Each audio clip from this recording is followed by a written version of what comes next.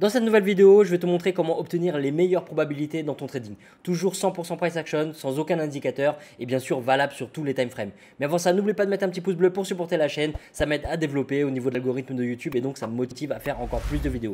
N'oublie pas aussi de t'abonner à la chaîne bien sûr si ce n'est pas déjà fait.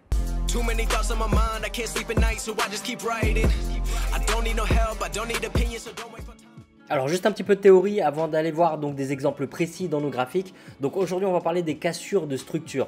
Ça fait partie du price action et ça complète un petit peu la vidéo, la première vidéo. Je te mettrai le lien sous la vidéo en description sur comment obtenir les probabilités dans ton trading, les meilleures probabilités. Donc les cassures de structure c'est un schéma récurrent, c'est une pattern qui revient sans cesse et donc en analysant ces cassures de structure tu vas pouvoir mettre les probabilités dans ton sens, mais pour cela il faut avant tout identifier la structure. Pour attraper des cassures de structure, il faut identifier la structure d'origine. Et c'est pour ça qu'il faut déjà identifier la tendance. Et à partir de ça, on va aller chercher ces cassures de structure parce que dans chaque tendance, il y a aussi des micro-tendances. Ça va être plus clair pour toi après dans les graphiques quand je vais te montrer. Alors, quand je mets éviter les situations ambiguës, comme d'habitude, quelle que soit la stratégie, la méthodologie, le pattern que tu veux trader, il y aura des situations où ça ne sera pas clair et la difficulté, c'est de se retenir quand c'est pas clair. C'est beaucoup plus simple d'appuyer sur la gâchette que de se retenir quand on a l'impression d'avoir un setup.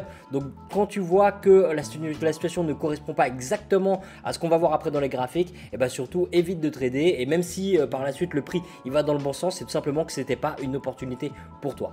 Le signal d'entrée, la dernière vidéo que je t'ai faite sur mes 3 patterns d'entrée préférés, c'est à ce moment-là que tu vas pouvoir les appliquer pour appuyer sur la gâchette. On va voir ça ensemble. Et quand je mets rester patient pour obtenir le bon ratio risque-profit, là on cherche les meilleures probabilités pour du suivi de tendance. Donc quand tu trades un suivi de tendance, tu as un beau potentiel de gain et un beau potentiel de ratio risque-profit, mais encore faut-il être patient parce que la première tentation c'est qu'une fois qu'on est un petit peu en profit, on coupe notre trade pour assurer le coup et finalement c'est pas une bonne idée du tout sur le long terme. Donc reste patient. Quand tu surfes la tendance, tu sais que les probabilités sont dans ton sens, la tendance te pousse dans le dos, donc tu as vraiment beaucoup plus de chances d'obtenir un beau mouvement. Donc il est vraiment important d'être patient pour être efficace et optimiser ton trading. Alors tu vas voir, c'est très simple et c'est plutôt rapide. Tu vas pouvoir très vite t'entraîner dans tes graphiques pour repérer plus facilement ces situations là. Donc dans un premier temps, tout ce dont on a besoin, comme je te dis, il n'y a pas d'indicateur, on utilise juste des trendlines et on va surveiller nos précédents hauts et nos précédents bas, donc la théorie de dos.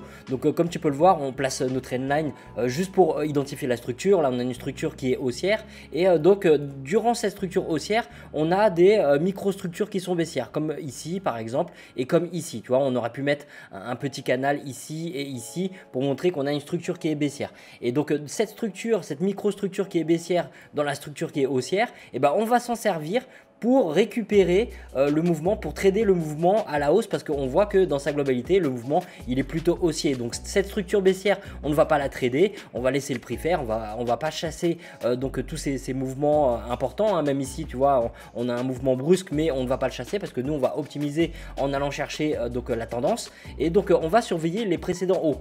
Comme le prix là il chute, on surveille les précédents hauts et donc quand tu vois les précédents hauts ici, qu'est-ce qu'on a? On attend les cassures de ces précédents hauts. Donc là tu vois on n'a pas de cassure, on n'a pas de cassure, on n'a pas de cassure et boum, là on a une cassure. Là à ce moment là tu peux dire tiens on a un précédent haut qui est cassé. Une fois que tu as la cassure de la structure, tu vas attendre un retest. Tu vas pas aller trader directement le breakout, tu vas pas te dire tiens je vais directement prendre le signal sur cette bougie de cassure. D'ailleurs tu vois juste avant on a un pin bar qui est en harmonie avec cette micro structure, mais on n'en veut pas parce qu'on privilégie la structure qui est plus importante de fond qui est haussière. Donc une fois qu'on a la cassure de la structure, on attend un retest et là comme tu peux le voir, on a de multiples pin bars ici, pin bar, pin bar, pin bar qui nous offrent une entrée par rapport à une reprise de cette structure haussière. Donc tu vois c'est très simple, tu as juste à placer tes trendlines. Quand tu n'arrives pas à identifier un canal propre, et ça veut dire qu'il ne faut pas forcer, il faut tout simplement passer sur un autre actif et chercher des actifs où la structure elle est clairement définie. Alors ensuite qu'est-ce qu'on a? Donc ici on a la continuation de cette hausse, d'un coup la structure elle est cassée par le bas. La structure, donc c'est notre tendance qui est haussière. Et donc là, on a la structure qui est cassée. Est-ce qu'on a un retest de ce précédent bas? Alors, on l'a ici, en fait, il y a eu un gap et on a eu le retracement à ce moment-là. Donc là, j'aurais pu le mettre, tu vois, on aurait pu prendre ce... Bon, on va le faire. Voilà, le précédent bas qui est ici.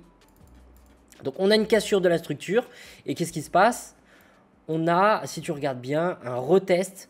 Donc bien sûr il y a eu le gap, donc le week-end, ouverture du marché, etc. Mais donc on a la cassure, mais on n'a toujours pas de retest. Une fois que le prix il arrive là, boum, on a un pin bar. Ici on a un pin bar, on a un retest. Ici on a encore un deuxième pin bar. Donc tu vois, on a deux signaux clairs qui nous indiquent qu'on a bien une configuration de cassure de structure avec les probabilités dans notre sens. Si on regarde de plus près, on a aussi cette bougie là, si tu as vu ma précédente vidéo sur les patterns, qui est un inside bar, donc Arami par rapport à cette bougie là, et donc à la cassure de la bougie mère par le bas, on a une possibilité d'entrer aussi. Donc là on a trois patterns qui sont qui en harmonie avec le scénario qu'on recherche. On veut une cassure de la structure elle est bien identifiée, elle est haussière ici. On a une cassure de la structure au moment où on a le précédent bas qui est cassé, et une fois qu'on a donc le rejet avec ces trois patterns de chute, et ben on a tout notre signal d'entrée et on peut appuyer sur la gâchette. Alors ensuite, donc on est toujours dans cette structure qui est baissière. Voilà, comme tu peux le voir, là on a notre microstructure haussière, donc on pourrait mettre des trendlines, mais bon, tu vas pas non plus encombrer trop ton graphique, mais tu peux le faire, hein. Tu peux très bien mettre un micro canal ici, tu n'as qu'à mettre par exemple des trendlines de couleurs différentes pour identifier les microstructures, et là comme tu peux le voir, on a une microstructure de hausse, et donc quand tu commences à voir cette microstructure de hausse, tu vas aller chercher une cassure de la structure, de cette microstructure pour reprendre ce mouvement de baisse. Et donc ça arrive ici, on a une cassure donc du précédent bas, et donc là tu vois ça dure quand même pendant un bon moment, hein. Pendant tout ce temps là on se dit bon bah on veut un retest de cette zone là, on sait déjà ce qu'on veut voir et où on veut le voir, et malgré tout et bah, le prix tu vois il nous montre des patterns ici, tu vois ça serait tentant de prendre le trade ici, de se dire bon bah on reprend la structure baissière, on va surfer cette structure baissière, on a des patterns, on a des beaux pin bars, etc. Mais ça ne correspond pas au plan. Nous pour avoir de meilleures probabilités on va être patient parce qu'on veut un retest, on veut un rejet de ce précédent bas avant de se positionner. Et comme tu peux le voir par la suite, et ben en étant patient, parce que là ce sont des bougies en H4, mais ça marchera aussi sur du M15, sur du H1, peu importe le time frame que tu trades et peu importe l'actif que tu trades. Donc là on patiente 2-3 jours et là le prix il revient et finalement il nous fait un premier pin bar ici que tu peux déjà prendre. Tu peux pas savoir ce que le prix va faire par la suite, et donc comme je le dis toujours, bah, c'est pas anodin, hein, tu vois le pin bar, le beau pin bar qu'on a ici, il vient taper le précédent haut qui est là, donc toi tu as identifié déjà où mettre ton stop loss de manière safe comme je t'ai indiqué dans mes précédentes vidéos. Donc tu as l'instit à 110 ici, tu as l'instit à 110 20 intraday ici, donc ton stop tu vois il est à l'abri de ce mouvement, et donc à la clôture de cette bougie, si tu n'es pas impliqué sur cette bougie là et que tu vois cette bougie là, là tu as encore plus un signal fort, parce que non seulement ça a tapé le précédent pin bar, mais en plus de ça le pin bar il est tout simplement magnifique, et on se fiche que la couleur soit verte vu la taille de la mèche et le ratio entre la taille de la mèche et la taille du corps de la bougie, et tu vois tu n'as pas à attendre longtemps, tu as une belle chute derrière et un très très beau mouvement. Donc microstructure, on patiente, cassure de cette structure là, ça reteste même ce précédent bas comme tu peux le voir, hein. Si tu étais rentré ici par rapport au retest de ce précédent bas là avec un stop bien positionné, tu aurais peut-être attendu plus longtemps, mais je veux dire ton trade là il serait bien déroulé quand même. Même si bien sûr des fois tu vas attraper exactement cette configuration, je le répéterai toujours, et ça ne se passera pas bien, mais ça fait partie du trading. Donc par la suite, qu'est-ce qu'on a? Donc on a cette structure qui est baissière, on a des mouvements, microstructure ici, tu vois, microstructure. Est-ce qu'on a un retest? Non, on n'a pas de retest. Comme tu peux le voir, on n'a pas de retest. Même quand le prix revient ici, regarde bien, on n'a pas de pattern clair. Ok, donc là tu vois, tu peux placer ton canal d'une autre couleur en disant ça c'est la microstructure, je vais prendre les précédents bas, attendre un retest, le prix il casse, à ce moment là tu dis bon je vais attendre un retest de ce précédent bas pour une continuation de ce mouvement baissier. Le prix il revient jamais, il revient pas, ah tiens il revient, j'ai plus qu'à avoir un retest pour appuyer sur la gâchette. Est-ce que j'ai un retest? À chaque clôture de bougie tu regardes, non, j'ai pas de retest. Week-end, gap, le prix il repasse carrément au-dessus du précédent bas, donc c'est complètement invalidé, on n'a plus aucune raison de surveiller à ce moment là. Et tu vois quand je te parlais juste avant dans ce slide de situations qui sont ambiguës, et tu vois quand c'est pas clair, tu laisses filer. Dans le trading ça sera toujours pareil, quelle que soit la stratégie, quelle que soit la méthodologie, il y aura toujours des setups en permanence correspondant à certaines stratégies, mais nous on veut attraper l'opportunité qui correspond au plan de trading fixe qu'on s'est fixé. Donc là le prix il part, on patiente, on attend d'avoir une structure claire. Tiens, le prix il rejette, on peut commencer à placer nos trendlines. On a donc une structure qui est haussière. À ce moment là qu'est-ce qui se passe? Donc on attend une cassure de cette structure-là. Donc tu regardes les précédents bas, on a précédent bas ici, précédent bas ici, précédent bas ici. Tiens, le prix il chute complètement. Donc à ce moment-là, tu dis bon, je vais attendre un retest de ce précédent bas. Tu peux placer déjà ta zone en te disant voilà, moi je veux un retest de cette zone-là.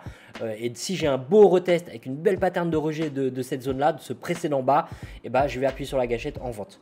Le prix, il ne revient pas, il continue de chuter. Donc là, tu acceptes, hein, ça ne sert à rien d'être frustré par rapport à ça. Le marché, il fera toujours ce qu'il veut. Nous, on attend, on est patient, on observe, on veut sniper le mouvement. Allez, le prix continue de chuter. Est-ce que j'ai un retest de ce précédent bas? Tu peux placer ta zone. Non, j'ai aucun retest. Tant pis, c'est pas donc une situation pour moi. Je peux à ce moment-là, là je te montre un exemple sur un actif, mais à ce moment-là, tu bascules sur d'autres actifs, sur 5-10 paires différentes, sur les matières premières, sur les cryptos, sur ce que tu veux, et tu recherches la même configuration. Structure bien définie. Cassure de la structure, on identifie la microstructure donc qui est en quelque sorte, enfin en quelque sorte c'est tout à fait ça, même c'est un retracement dans la structure de fond et donc on veut après une pattern d'entrée, un rejet, un retest pour se positionner avec les meilleures probabilités. Donc après on a le précédent bas qui est là, alors là je ne l'avais pas noté mais quand on regarde bien, alors là on a la cassure et là on a bien un retest. On a bien un retest avec cette englobante, c'est un tel bar baissier, donc tu vois ça englobe la bougie d'avant complètement. Donc c'est vrai qu'on a un beau signal à ce moment-là, mais tu n'as pas envie de chasser un mouvement comme ça, rentrer sur ce signal-là après qu'il y ait eu deux cassures de structure qui n'ont pas été retestées et un gros mouvement comme ça. Ça s'appelle chasser le prix. Quand tu vois une chute comme ça, tu n'as pas forcément envie de te positionner en vente après un tel mouvement. Si tu regardes, bon là on est en swing, mais si tu gardes les proportions en intraday, c'est pareil. Là tu te dis, bah attends, j'ai un mouvement. Qu'est-ce que je fais? J'ai un mouvement qui fait déjà plus de 100 pips, voilà 200 pips même, tu vois, tu as un mouvement de 220 pips, tu n'as pas envie de rentrer en vente après qu'il y ait eu une chute brutale de 220 pips en 3 bougies. Donc tu laisses filer, le prix il chute, il chute, il chute. Donc là tu comprends que la structure maintenant elle est baissière. Hein. Après une telle chute, tu dis bon bah là on a la cassure de la structure qu'on n'a pas tradé pour les raisons que je viens de te citer parce que le mouvement il était déjà trop important. Mais maintenant on comprend que la tendance de fond elle est baissière. Donc là tu vois on a une structure qui est baissière, ok. Dans la structure baissière on va surveiller les précédents hauts. Ok, précédent haut, bah tiens, il casse pas le précédent haut, il revient, il casse pas le précédent haut, il nous donne des patterns, mais il casse pas le précédent haut, on cherche une cassure de la structure, bah il consolide, tu peux jamais savoir à l'avance ce qui va se passer, tu vois, le prix il peut consolider comme ça pendant des semaines et t'as rien à faire tout simplement. Et le plus important, c'est de surtout pas aller chercher, forcer une entrée quand t'as rien à faire. Donc, comme je t'ai dit, tu bascules sur d'autres actifs. Donc là, on a une consolidation, tiens, on a des bas qui sont de plus en plus hauts, on peut commencer à placer une trendline, on surveille déjà cette zone de valeur. On a une cassure. On a une cassure de cette structure-là qui dure depuis un moment, hein, parce que tu vois, on avait cette structure baissière après la belle chute. Et puis là, on a une grosse consolidation. On sait que c'est une zone de valeur forte. Et là, boum, on a une cassure. À ce moment-là, tu te dis, tiens, je vais attendre pour un retest. Tu vas pas aller attraper ce genre de pattern, tu vois, même si le pin bar il est beau, tu n'as pas envie d'attraper ce genre de pattern, alors que toi, ton scénario, c'est quoi? C'est une cassure de la structure et un retest. Et le retest, comme tu peux le voir, il arrive par la suite avec un beau pin bar ici, et à ce moment-là, tu peux te positionner donc en achat, et ça paraît pas beaucoup, mais on a quand même un beau mouvement, tu vois, même si tu rentres sur le pin bar qui est ici. On a, tu vois, 160 pips de mouvement et tu vas calculer par rapport au time frame, hein, tu auras des mouvements moins importants, mais en termes de ratio, c'est toujours intéressant d'aller surfer ces tendances parce que tu identifies une structure de fond, tu sais que les probabilités vont dans ce sens-là. Après ça, tu identifies une microstructure dans la structure de fond et tu vas pas aller trader cette microstructure, mais tu vas aller attendre donc une cassure de cette microstructure sur des niveaux clés, donc les précédents haut, les précédents bas, et après ça tu vas attendre la pattern d'entrée pour appuyer sur la gâchette. Donc tu vois, ça fonctionne en plusieurs étapes. Il n'y a pas une seule pattern qui te permet de rentrer en position. Ça arrive souvent qu'on me demande est-ce que je peux réussir juste avec des blocs de contrat, est-ce que je peux réussir juste avec des niveaux institutionnels?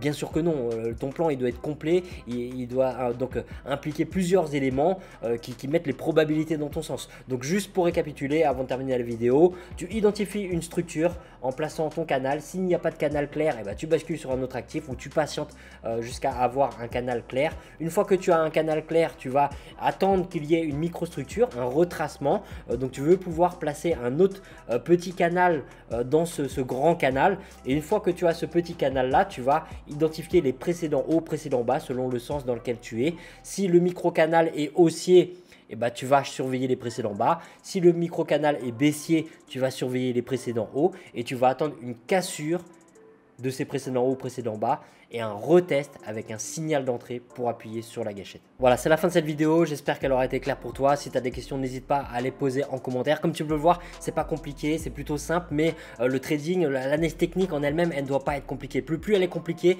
plus il y a une marge d'erreur. Donc l'analyse technique en elle-même, c'est pas compliqué du tout. Le plus difficile, c'est d'être régulier, d'être discipliné, c'est la gestion de tes émotions, la gestion des risques, etc.